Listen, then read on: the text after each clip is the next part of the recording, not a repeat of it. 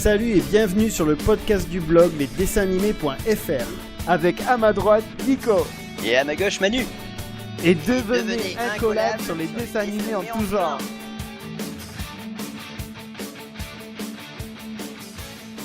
Bonjour et bienvenue chers auditeurs.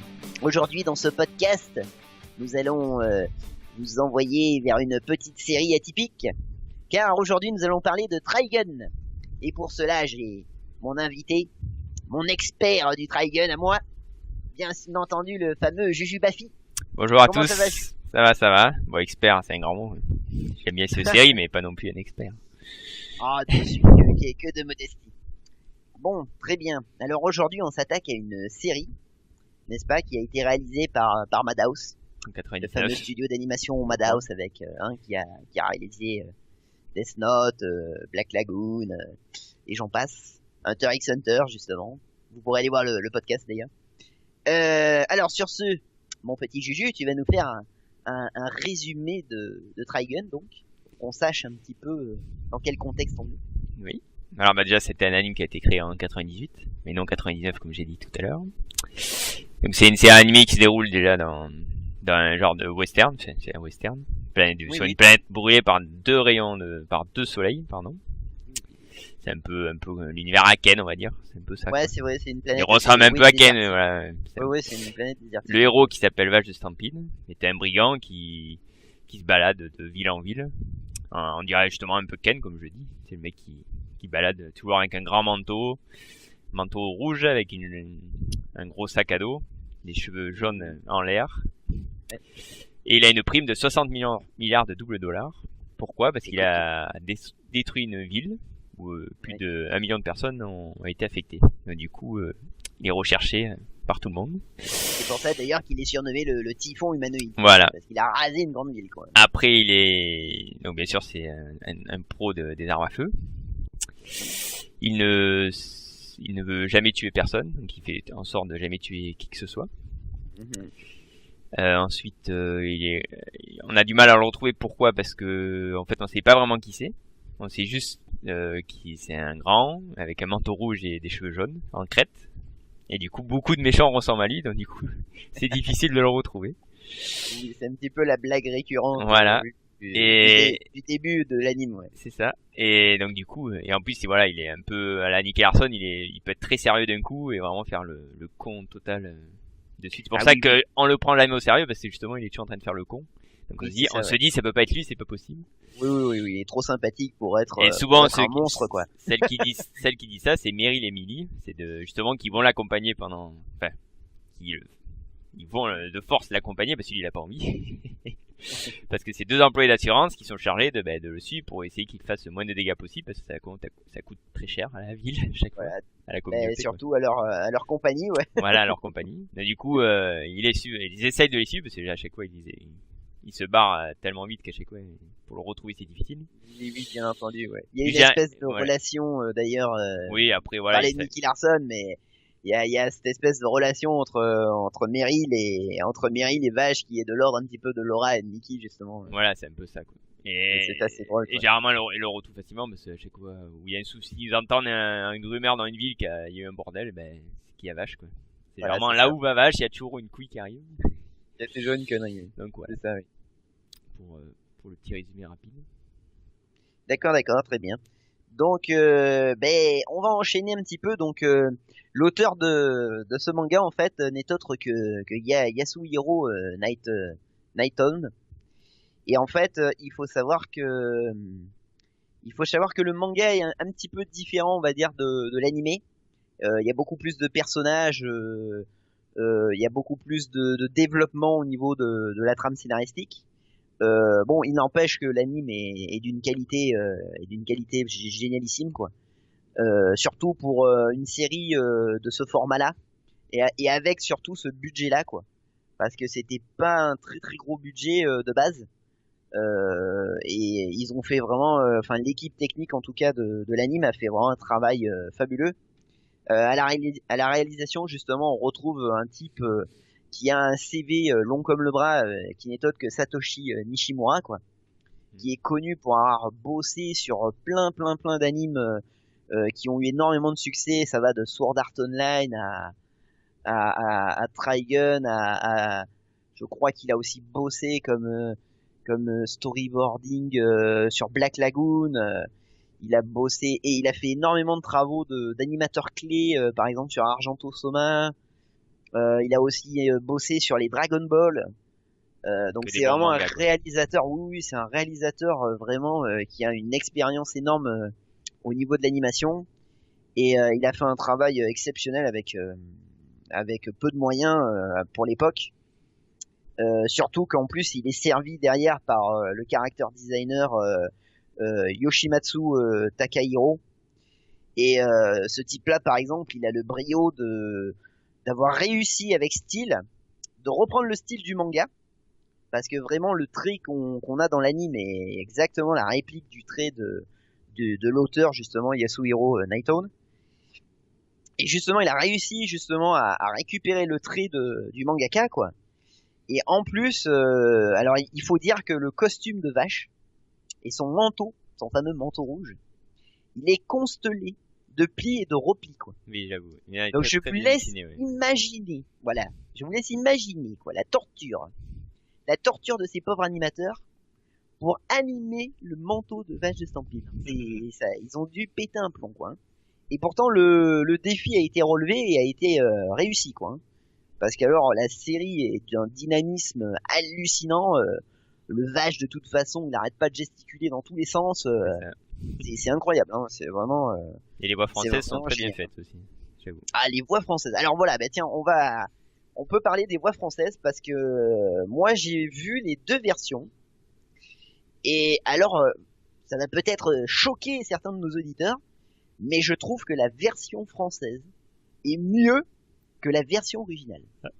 Pour le coup, je n'ai pas écouté la version originale, donc je peux pas. Eh ben moi je trouve que Bruno Magne, qui campe Vache de Stampede, il a la voix qui est parfaitement calée sur son personnage. Il incarne, c'est l'incarnation même de Vache de Stampede. Dès que j'entends Bruno Magne, de toute manière, je me revois avec lui en train de doubler Vache de Stampede, quoi. En plus, il a une voix qui, vraiment, il est très très fort parce qu'il arrive à moduler sa voix justement, comme ce que faisait Vincent Ropion sur Nicky Larson. C'est vraiment incroyable, surtout qu'à un moment donné, il parle avec des accents improbables. Enfin, Vache de Stampede est complètement taré quand il s'y met, quoi. Oui, c'est et clair. donc c'est vraiment excellent, quoi. C'est vraiment un très très bon doublage. Il y a de très très bonnes doubleuses aussi qui campent Meryl et Millie. Pour Meryl, par exemple, c'est Bérangère Jean, si je dis pas de bêtises. Et pour Millie, c'est Nike Fauveau, qui ont toutes les deux aussi des superbes voix, quoi, qui passent très très bien, qui ont des très très bonnes voix pour faire justement, pour camper des personnages d'anime japonais, quoi. C'est vraiment fabuleux. Ensuite, on peut parler aussi de la bande originale, de la musique, qui est assez originale, justement. Assez éclectique, justement, pour une BO de dessin animé japonais, quoi. Parce qu'en fait, l'ambiance de Trigun au niveau musical, il est orienté justement rock à fond, quoi. Il y a une espèce de musique hard rock un peu crasseux au rythme cassé, qui est très différent de ce qu'on a l'habitude d'entendre dans un anime, en fait. Et c'est vraiment, moi, la BO aussi, elle accompagne parfaitement la série et justement la folie furieuse de son protagoniste, quoi. Donc c'est vraiment intéressant pour toutes ces raisons de découvrir cet animé là, quoi. Donc donc on va passer à un chapitre suivant, parce qu'on va un petit peu parler des méchants.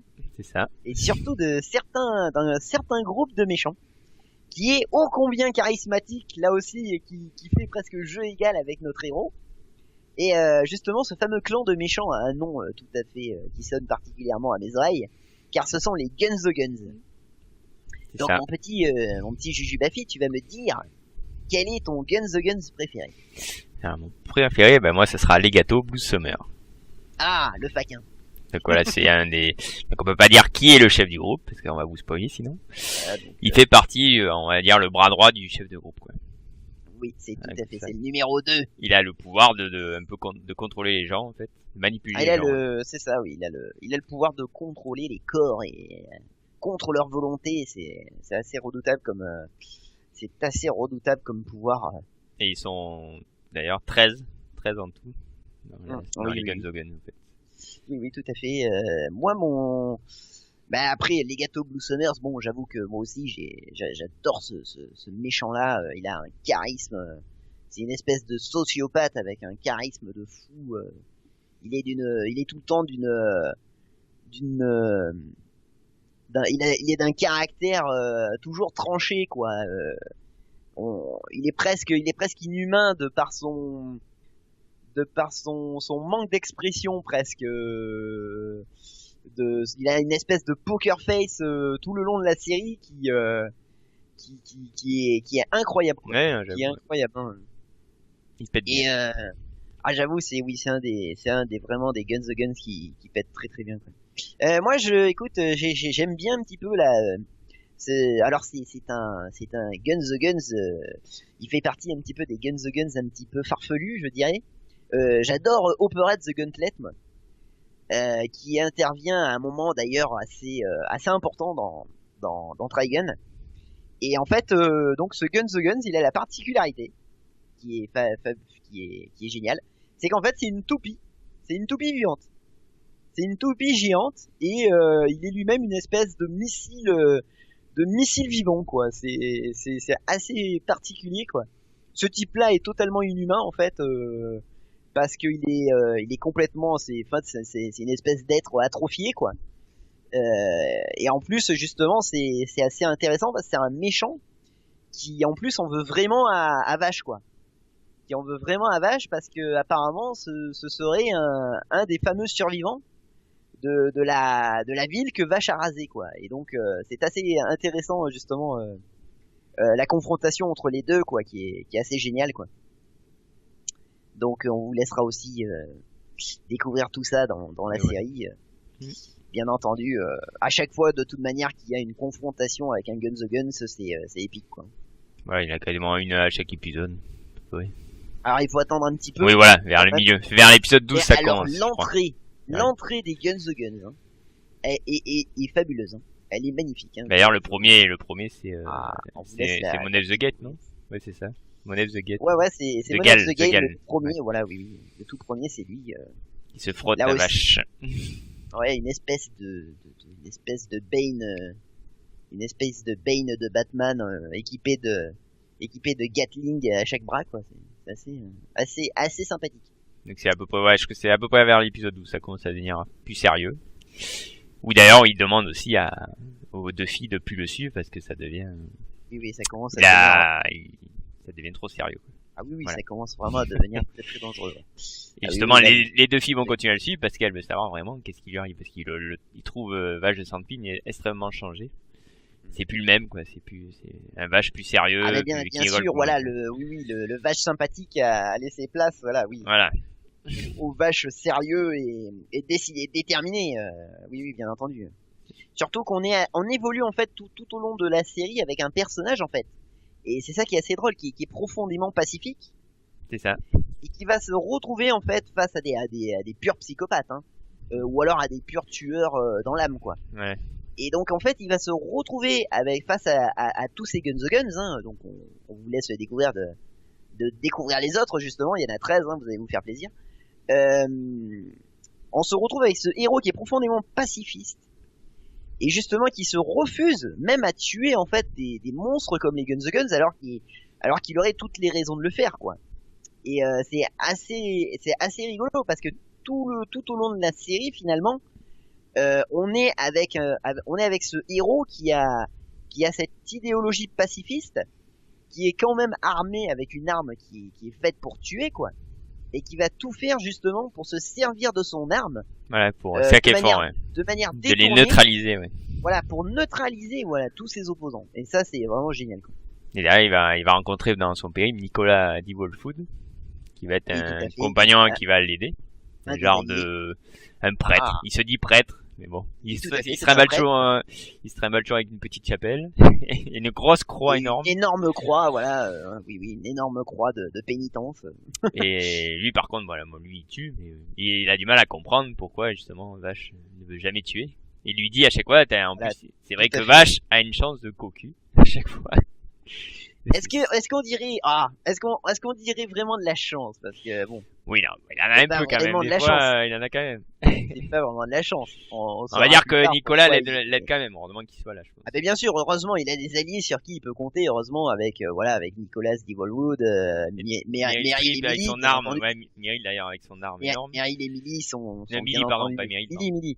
Voilà, Millie, voilà, ces deux braves femmes savent quand même se défendre, hein, Voilà. et Bah, ne sont Meryl pas Streep, les... voilà, les tout petits flingues. Des petits Oui, flingues. elle a des, oui, c'est, Des en effet, elle est mini-flingues. surnommée Meryl, Derringer Meryl, ouais. C'est ça, elle en a plein, ouais, je crois, dans Elle son en a manteau. plein, Là, voilà, cachées dans sa cape. Et ouais, Millie, ça- justement, cache une grosse sulfateuse, mais en fait, qui n'en est pas une. C'est une sulfateuse qui balance des croix qui bloquent, qui plaquent Ils sont- les méchants voilà. au sol, quoi. En gros, c'est une arme Tout à fait, ouais. défensive, en fait. Mais bon, elle s'en sert très bien.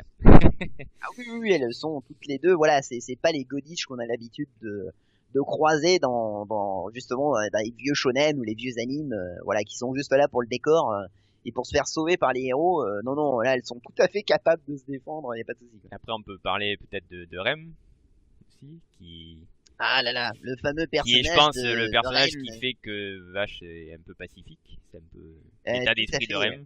Je Oui, te laisse tout en à parler fait. de Rem.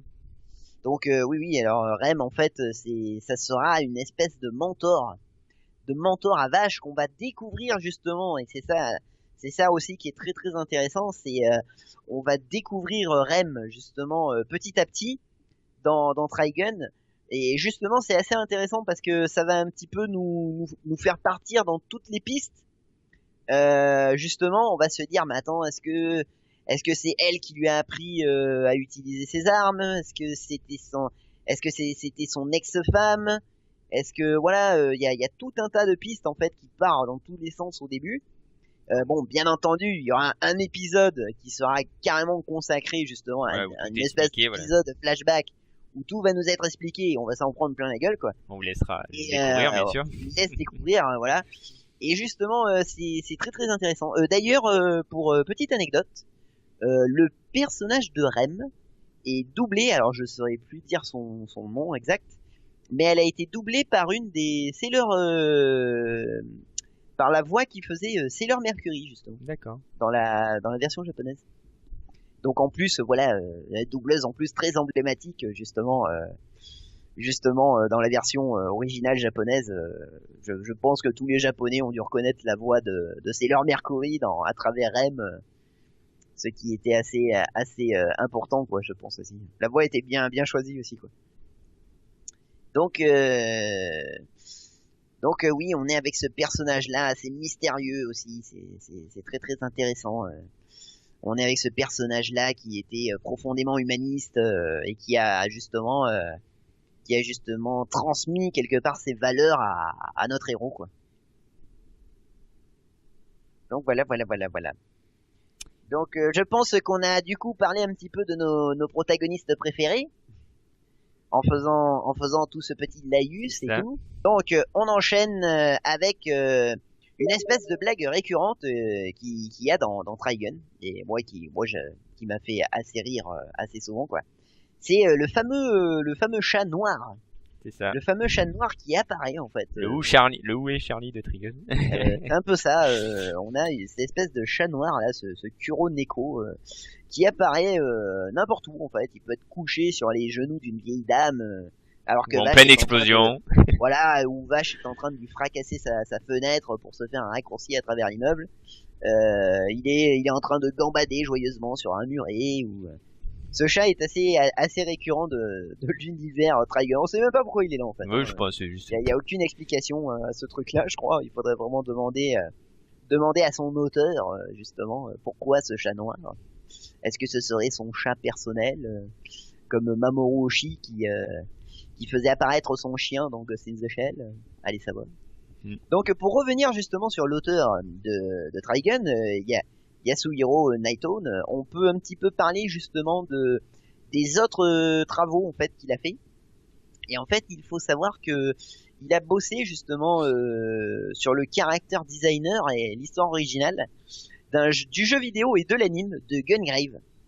Et justement, c'est super intéressant parce que si vous avez aimé Trigun, vous allez pouvoir, je pense, aussi profiter de Gungrave, parce que dans Gungrave, il y a vraiment aussi des personnages qu'on dirait tout droit sortis de Trigun, quoi. Hein, ne serait-ce que le héros de Gungrave, hein, avec son espèce de tombeau arsenal là dans son dos là. Qui vous fera d'ailleurs un petit peu penser à ce que vous avez vu avec Nicolas D. Wolfwood. Et ensuite, en ce moment justement, il a une autre série qui a été adaptée en animation et qui s'appelle Blood Blockade Battlefront. Et alors, je crois que pour le moment, le manga est toujours en cours de parution. C'est le studio Bones qui s'est occupé de l'adapter cette petite série et je sais qu'elle a eu pas mal de succès d'ailleurs. Elle a eu pas mal de succès cette petite série, donc on vous la conseille aussi si vous voulez un petit peu étendre votre découverte de cet auteur là quoi. Blood Blockade Battlefront vraiment à voir aussi quoi si vous avez aimé Trigun. Et puis voilà, hein, je pense qu'on a fait un petit peu le tour. Bah oui, ça a trop spoilé, ça a été difficile, mais c'était pas mal. De cette fabuleuse série. Ah oui, parce que oui, sinon, oh là là, on se serait encore emporté. Bah sinon, on fout en l'air tout le manga si on spoil tout le truc. Oui, tout à fait. Donc, on va vous laisser là, n'est-ce pas? Oui. Et bien entendu, si comme moi, vous aimez les héros déjantés mais profondément torturés par les principes, les méchants charismatiques et psychopathes jusqu'au bout des ongles. Si vous aussi, vous avez vu des chats noirs de partout en promenant dans les rues, alors Trigun est fait pour vous. Sur ces bons mots, on va vous laisser. C'est un très bon manga. Allez le voir. On va laisser notre expert manga, retourner de ses occupations. Merci. Innombrables et nombreuses. Merci à vous. On se reverra sûrement dans un prochain podcast, mon Juju. Oui. Sur ce, on vous laisse. À bientôt. On vous laisse avec ce nouveau podcast. N'hésitez pas à aller sur notre site. N'hésitez pas à aller voir les autres podcasts aussi. Et sur ce, on vous dit au revoir. Au revoir tout le monde. Ciao. Ciao.